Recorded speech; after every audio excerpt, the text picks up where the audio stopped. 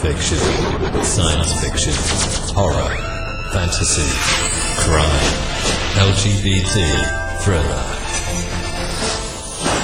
You have now entered the House of Mystery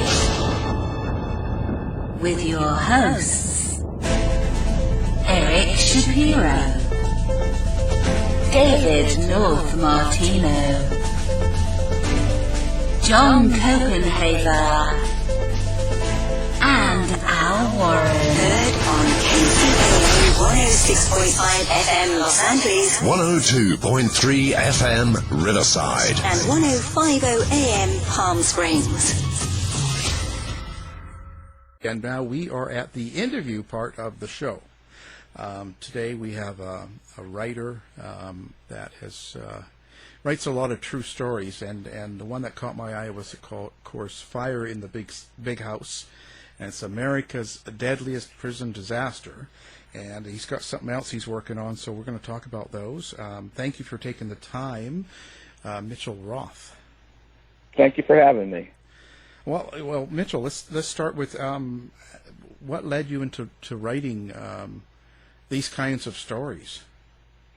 Well, sometimes, since I'm one of the few historians that's in a criminology department in the country, I basically look for stories that have a criminological bent and that have never been told before, and try and write books and kind of discover, why it hasn't been written about. And my last book, of course, Fire in the Big House, was such a book. I mean, it was the worst prison disaster in American history. 320 inmates died in a fire, and yet we know about, the Triangle Shirtwaist Fire and all these other ones with substantially less victims. So, I'd always wondered, well, why didn't they write something about this? Why anybody write a book? So, I think part of it is because they were prisoners, considered kind of non-entities, and I was wondering why Columbus, where it took place, Columbus, Ohio, why they don't even have any type of memorial or anything like that.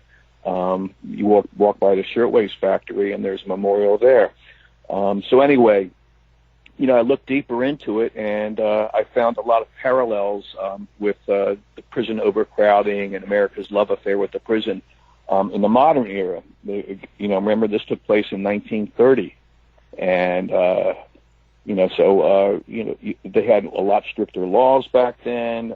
They had longer sentences, just like today. People were being locked up for, lots of new federal crimes. You had prohibition going on, and et cetera, et cetera. And anyway, I did a lot of research in the archives, and I was really, there's a lot of serendipity when you're writing a book that, no one has written before. And I heard from someone, found out I was writing this, and they sent me an interview they'd been doing with a survivor of the fire in the 1980s, and they never ended up doing anything with it, and so she sent me a copy of that.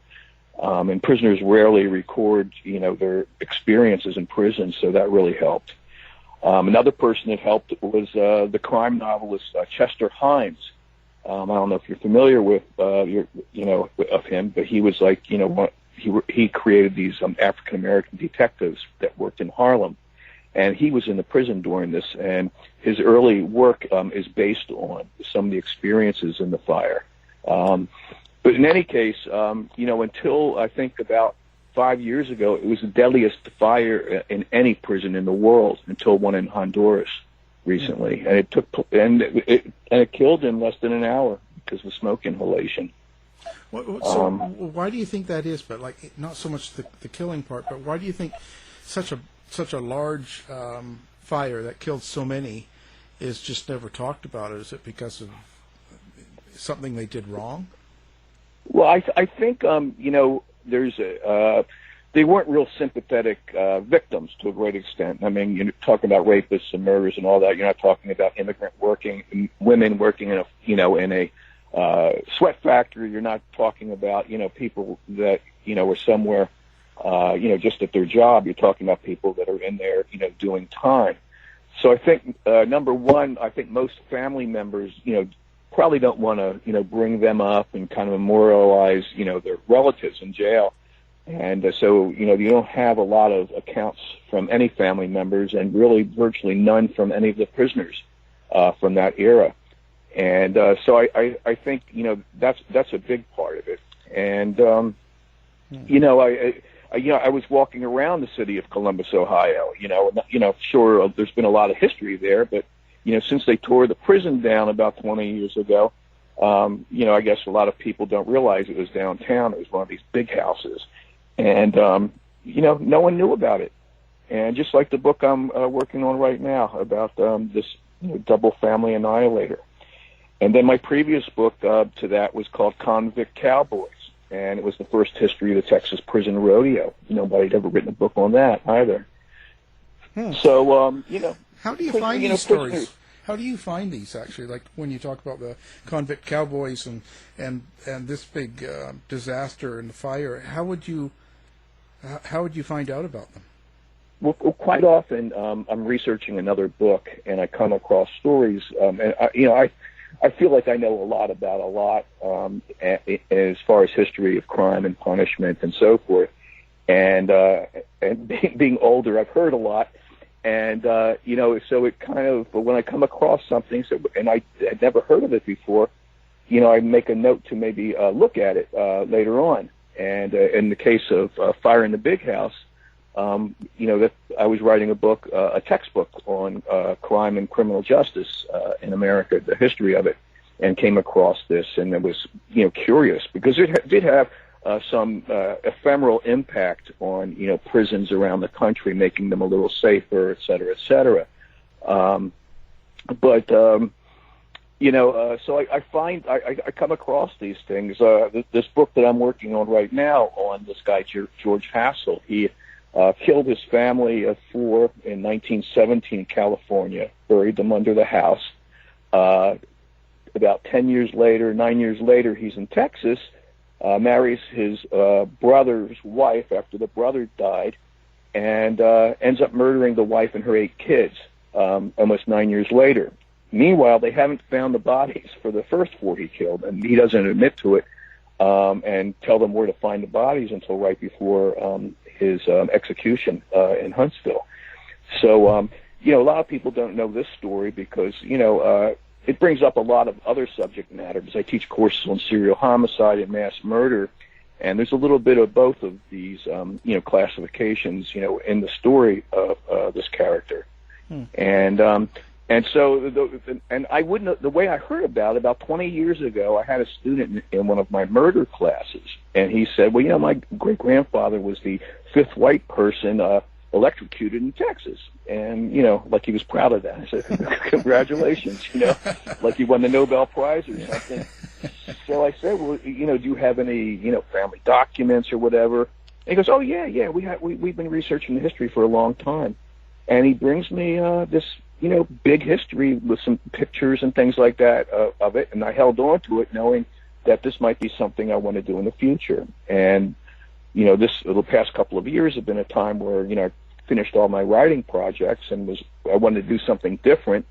And it was a perfect time to take on this project, you know, and, you know, the character is bigger than life. I mean, just this guy, George Hassel, you know, he would expectorate in the courtroom. He could hit any object that, you know, you could believe.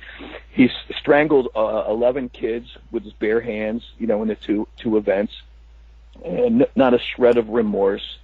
And, you know, just an interesting character that I'm learning more and more about as I, you know, search Ancestry.com and all these others.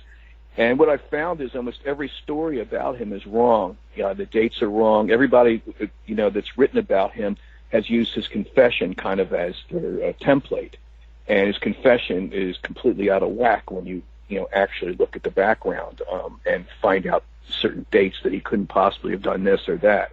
But he did do these 13 killings, that's for sure, so got to give him credit for that. Was it easier for someone like that to commit these types of crimes and get away with it back in 1917 as compared to now? Oh, yeah. I mean, you know, the thing is that, you know, they've been, his common law wife and 3 kids were reported missing by the family in 1917, and, you know, the police who went to the house didn't even dig or look under. Today you would have, you know, more technology for looking under the ground and stuff, and the only way they found out that the bodies were there is George, told somebody, and they drew a map and sent it to the cops in Whittier, California. And so you would have thought the first investigation, would have been better. But then I've seen similar investigations, in the modern era where people, are being held in the backyard, and the workers come to the house looking for someone being abused, and they're held in the back, and they never find them. So, police work, depends on the training, of the police. But today, you have many less serial killers and things like that, simply for there's less linkage blindness between police forces and so forth. Yeah. Well, you'd have Nancy Grace out on the scene. yeah, shrieking at somebody. Yeah, it'd be on the news. Yeah. Well, I mean, it's this type of news sells. I mean, once they, the articles about this guy are legion, and he was, kind of, known throughout the world and throughout the United States. And as I was researching these articles, I'm finding, some other stories of other criminals that I had never heard of. In fact, I came across this guy that I'd never heard of before, and he had a restaurant, a bar over in San Antonio, and apparently he had alligators, and he was a Bluebeard, and he would hire a woman, he had an affair with her, and in some cases kill and feed to the alligators. And so I'm thinking this might be my next book. Maybe this will be my Texas Bluebeard series. I don't know. Go with it. Yeah. Do you find that the justice system nowadays and the way it works, and when I bring up Nancy and stuff, do you think that too much is televised, and the action that happens in the courtroom is probably a bad thing, or do you think it's an okay thing, or where do you stand on how it is now? Well, I love to watch these shows and all of that. It's if it leads type thing. You see a lot of repetition in the stories and that sort of thing. Yeah.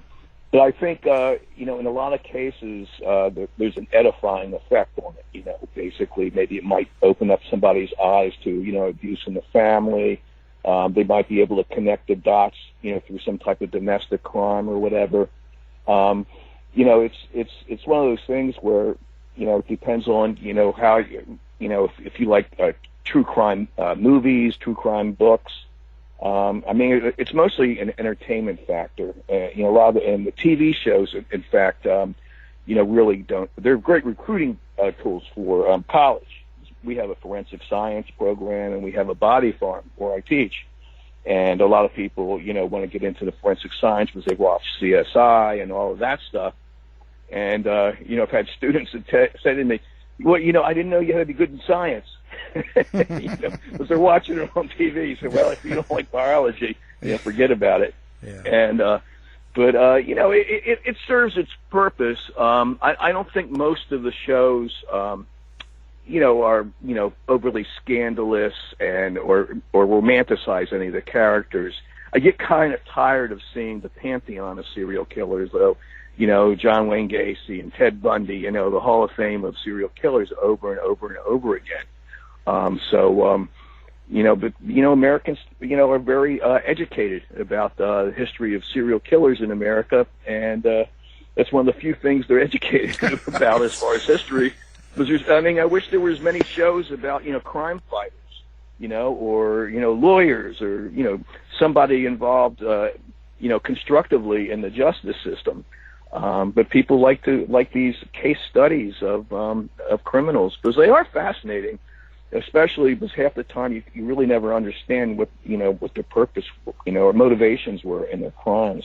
Yeah, it's a tough one. I was sort of thinking more along the lines of, like some of the cases where the whole trial is presented through television and on daily basis because because it really affects, like we've had Kirk Nurmi, and we've had a lot of people that have been in major trials, even Marcia Clark and all that, and they always talk about how stressful it was and how the media would pictures of nude pictures of them or this or that, or they put on weight, they changed their hair, all this stuff, and then a lot of the people watching it kind of are, people that hate them, and there's people that love them, and I don't know how you could do your job with that much. Well, I think it's kind of hard, doing your job, especially if you're the defense quite a bit, let alone the prosecution, because there's a tendency sometimes for people to either identify or fall in love with the perpetrator. They get a big following, and also too, there's a certain vigilante kind of part of this.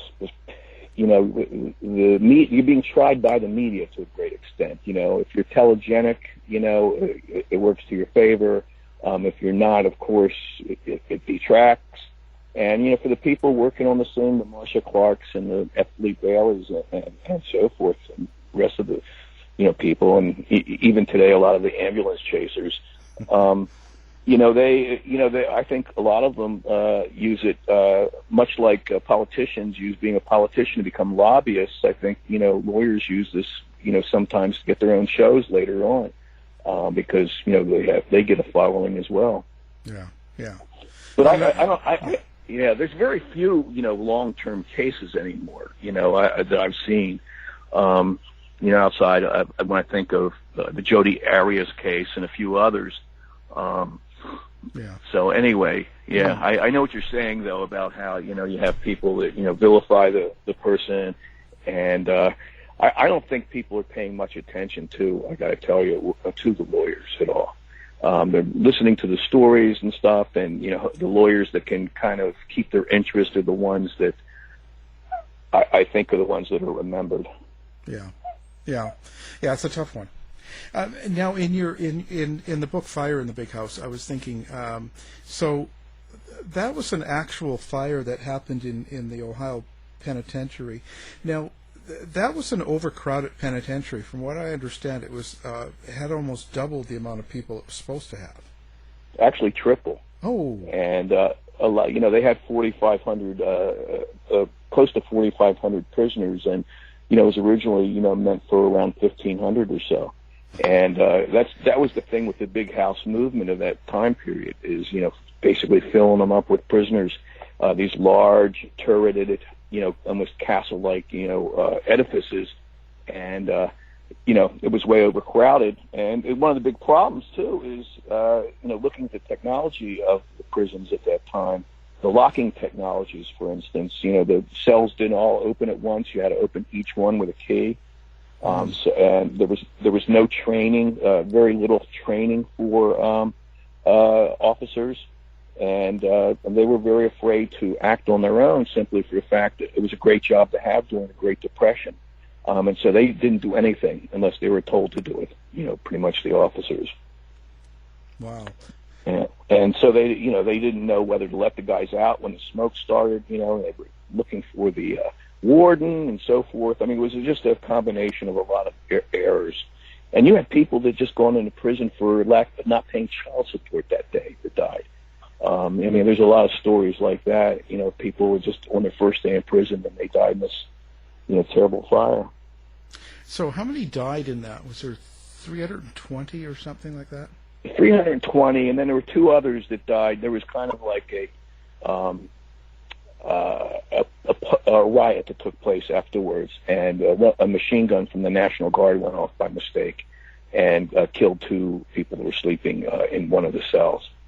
And so, really, indirectly, 322. And then there was others that were transferred to another prison that had another fire that killed some of them. And so, it depends what you add, but 320 died from smoke inhalation, basically. So when you have something like that, now did they ever figure out why the fire started? Well, that was, there's all kinds of reports at the time, all kinds of investigations, and initially they thought it was some type of electrical short or some electrical fire, but as it turns out, after a sequence of events, it turns out it was an arson that went wrong. Four of the prisoners were, tied into this.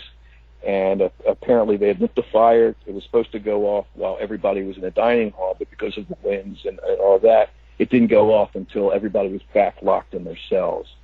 And so of the 4 that were kind of tied into this, 2 ended up taking their own lives, hanging themselves in the prisons. So it took a while for them to figure out it was arson. They had it wasn't until they found a kite being passed between 2 of these prisoners, and it was brought to their attention.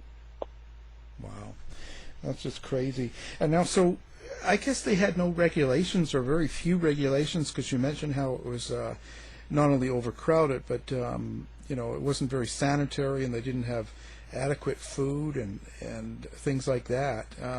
So they didn't have the regulation that they do now, or? Well, they even had gas lighters for their cigarettes. There was a form of gas that they used that was definitely it was not fireproof, and they would often make their own fires in their cells to smoke out bugs out of their mattresses and things like that. So when people smelled the smoke, they didn't pay much attention. It wasn't until they saw the smoke.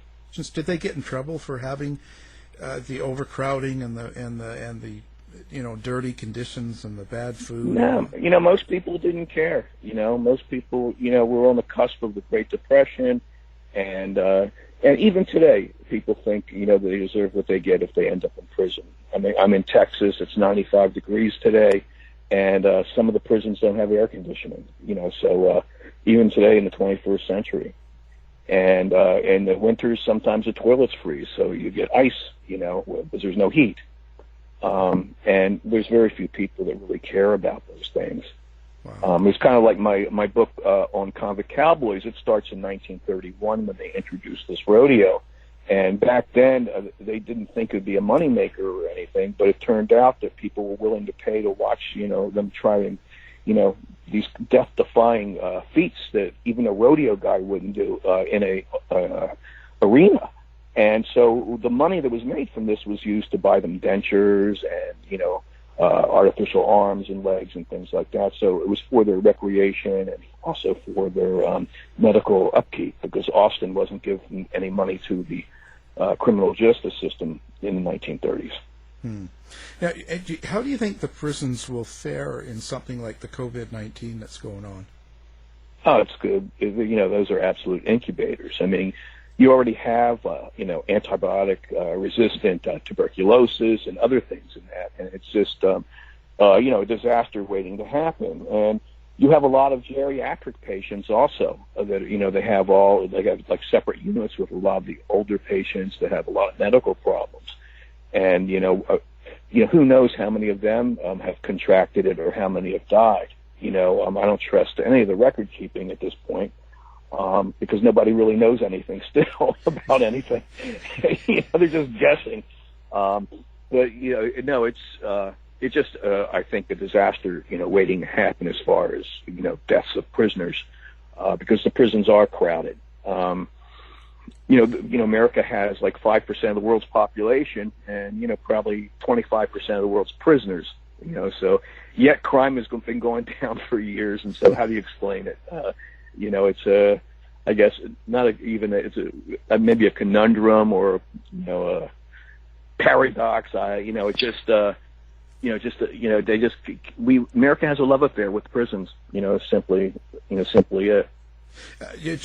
Now, when you say that, do you think it's that they love putting people away, or do you think it's because it's like a business, and when you run it like a business, they look for numbers? Well, in certain communities, I think the business aspect is really important. If you notice, they usually build prisons out in rural areas, and it supplies jobs to a lot of people in the area, and unfortunately, it creates big problems. Most of the people that are in prison are from inner city somewhere, and most of the people that are out in the urban rural areas, are farmers and, people that have really never met people like these prisoners before, which isn't great. But I don't think there's any community that would refuse to have a prison built in their backyard. And they're constantly crunching numbers. I mean, that was the thing is prisons, when they were first created in the late 1700s, early 1800s, they had to be self-sufficient in every respect. And the prison designs that were best at producing lots of goods very cheaply were the designs that survived, and the ones that didn't, of course, fell by the wayside. So money has always been and profit has always been a big part. Today, though, I wouldn't say it's profit as much as just paying the bills. Just having them, for instance, raise crops that they can use, for food, raising livestock that can be used for food in a lot of prisons. So it's a zero-sum game, that's for sure. You have just trying to maximize the profits. The problem with doing that is, you can't have prison-made goods competing with free world goods. So you have a limited, audience to sell, your goods to. So now you being professor in criminal justice and criminology, if you could change anything about the system instantly, the whole justice system or the court system, the prisons, you've done a lot of work in the prisons for writing, what would you change about them? Well, I would obviously have a lot more alternatives to prison, especially for nonviolent offenders. I mean, you have really a small group of violent offenders that commit a large part of the violent crimes, and I think that they should be locked up and at least trained. I would introduce some education in the prisons. I mean, a lot of the prisons used to offer courses where you get a high school education, college degree, including the Texas prison system, but they don't do that anymore. They don't have these Pell Grants and that sort of thing. So, preparing them to get out. And also, too, putting, like, a lot of them are, have been doing drugs or alcohol, when they committed their crimes, and, put a lot more effort towards that side of, that side of the picture, like they do in Europe. Europe's one of the few continents, probably, where they don't have an overcrowded prison system, although, you have some problems in some places, but they rely on alternatives to, putting, people in jail. So, it's been messed up for so long. You have to get the interest of, the population. And one of the critiques of the Obama era was that he didn't start working on criminal justice reform until the end of his terms. And, I think that, that's very important as much as, fixing the infrastructure of the country and that sort of thing. Yeah. How easy do you think it'll be to convince Americans that there are alternatives to prisons? Because I think that's a pretty tough road to hoe, Yeah, well, I think as the younger generations who are less, kind of tied to any specific, punitive environment, I think, they're the ones that are going to be making the changes. Just like we're seeing the changes, with gay marriage and all of that, and marijuana use, and just having an open mind to making it a better world. So I have a lot of hope for the next generation taking over from all the old white men, basically, that are just keeping everything as it is and really not changing anything, just giving lip service because it's so easy. Because as it is, older people really are, unless they're well educated, are usually not in favor of any type of real big prison reform, and also to uneducated young people.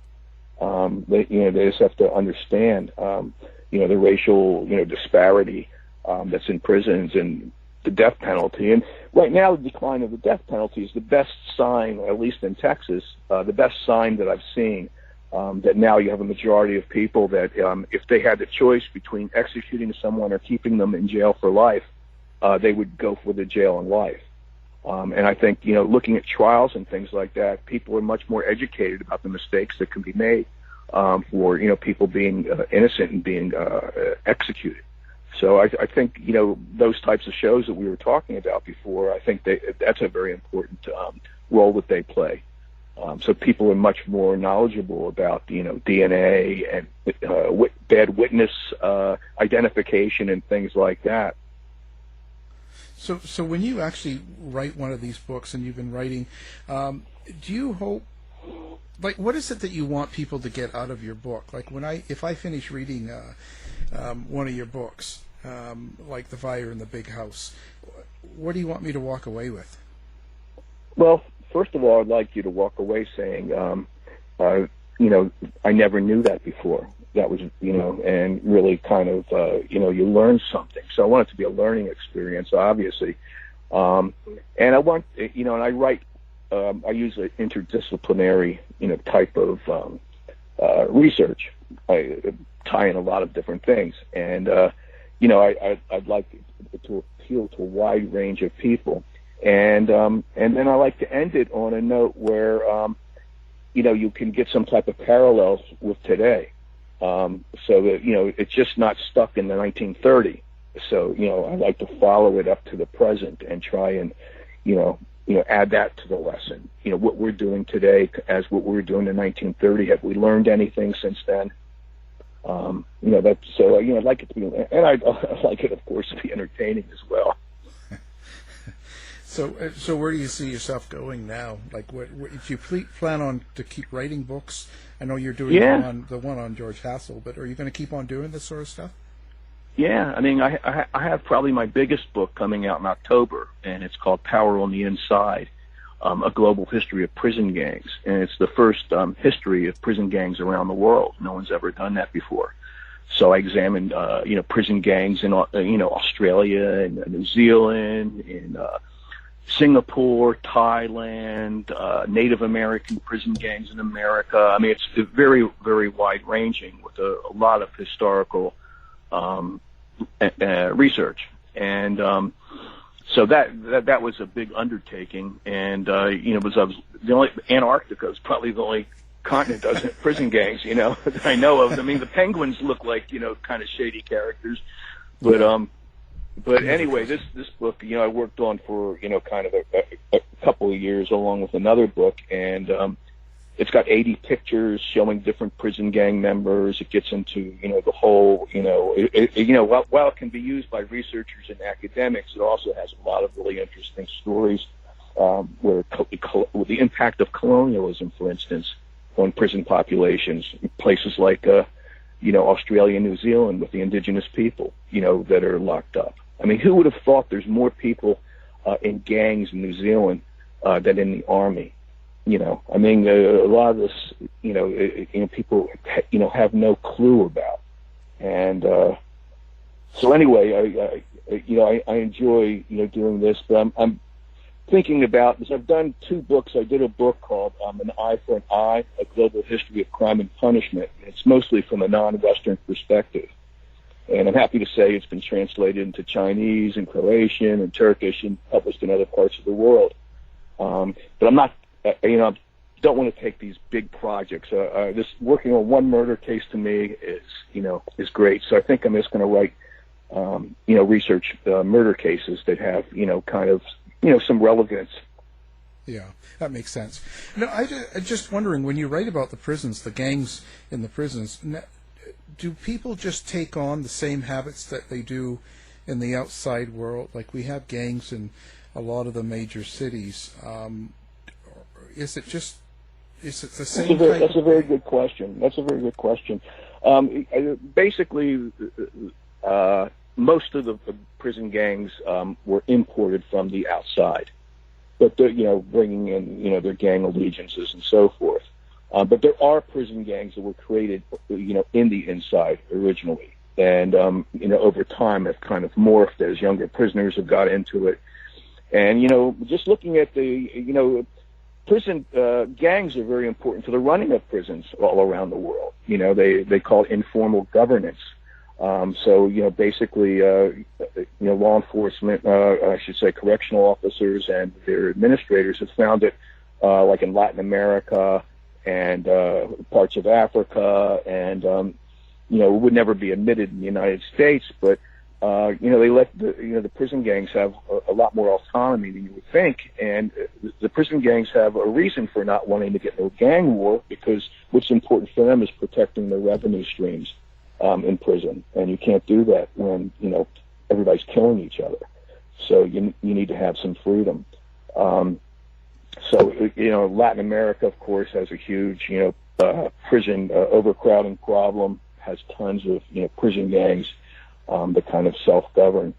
So and like also, too, yeah, it really is. I mean, they create and they don't just, get involved in that. In Latin America, for instance, some of them, they provide health care and education. I mean, they might be teaching someone how to pick a lock. It's some type of education, Wow. And so they take on all of this. And in Asia, in places like Thailand and Singapore, and even Bali in Indonesia, they all have prison gangs, and they all have, their own different, social networks, and they provide, kind of some type of balance within the prison system.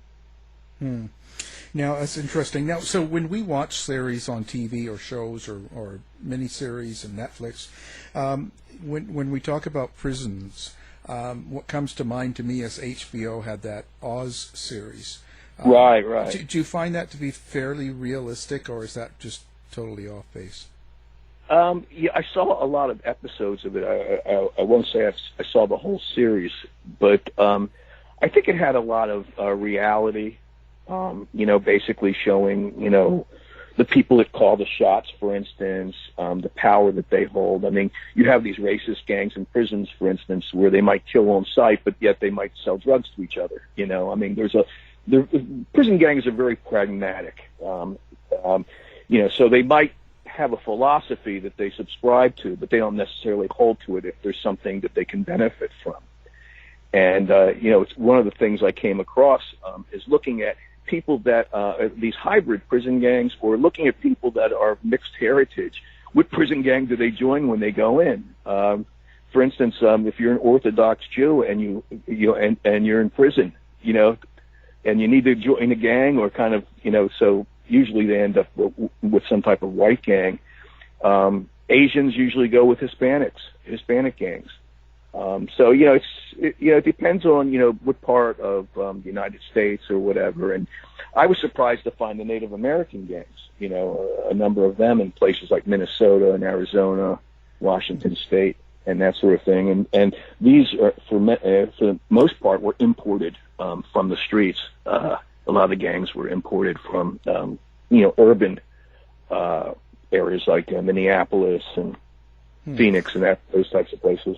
So in a way, they get put in prison, and they kind of go to each other because they're familiar with their own behaviors, right? Like as a gang. Well, that more so for protection, and also too, if you're with a particular gang, you're basically protected, from sexual attacks and that sort of thing, or being extorted. But a lot of the gangs, violate their own rules. For instance, in South Africa, there's something called the number gangs, and they were threatening the Blade Runner. Remember Oscar Pistorius? Right. The runner. Yeah, when he went to prison, they told him, they had to put him in administrative segregation because they were going to go after him because they thought he was too big for his britches, and it just, they have these long traditions, and if you listen to their creation sagas and their myths and that sort of thing, if you trace them back, there's usually, kind of a kernel of truth in that, but, they make everybody, learn, a particular history of the gang. They enforce discipline within the gang, like you can't go and just punch another inmate in most cases. But what's changing is the newer generations of prisoners going in. They're less willing to, follow the old rules. They used to have something called the convict code, where you don't snitch, you don't do this, you don't do that, you don't steal from another inmate. So the younger prisoners coming in, and also, too, a lot of the older prison gangs, they had blood in, blood out. You had to, take blood to get in the gang, and the only way you got out is in the coffin, basically. Mm-hmm. And the newer people going in, they say, no, I'm not doing that. And so you have gangs like Tango Blast, in Texas, has over 100,000 members. And, basically they, if they want to hit somebody, they hit somebody. They join Tango Blast and they go back to their original gangs when they're on the streets. But if you join a gang in prison, in most cases, you have to go back to that gang on the streets. There's no, separation. But we're seeing a lot of these rules changing, as, a different, mentality is entering the prison system. Wow, it's interesting. Now, do you have a website or a place that people can go to find out about you or your books and all that in one place? No, I've been too lazy to do that, to be honest. I have my, my email and Facebook, I can be contacted on, and, I don't mind that at all. And Amazon has most of my books, and so they usually have, some reviews or information on those. But I probably should do that. I complained that no one buys the books, so I maybe sell more books that way. Yeah, I noticed there's a lot of entrepreneurial people doing crime-related topics, and I'm not very entrepreneurial. Although I did Convict Cowboys was optioned for a TV series or a movie, so anyway, see how that goes. Just takes one. Anyway, so we'll have you linked up to our site as well, so people listening can do one click and check out your books. Yeah. Our guest has been Mitchel P. Roth, and we've been talking about a lot of his books, recommend them a lot. And Fire in the Big House is the one that kind of I touched onto. So thank you very much for taking the time to talk to us. Well, thanks for reaching out. I was very happy to be here. To find out more about our show, guests, or to listen to past shows from our archive, please go to www.houseofmysteryradio.com. Show's over for now. Was it as good for you as it was for me? Well, good night. This has been a production of Something Weird Media. I'll be back.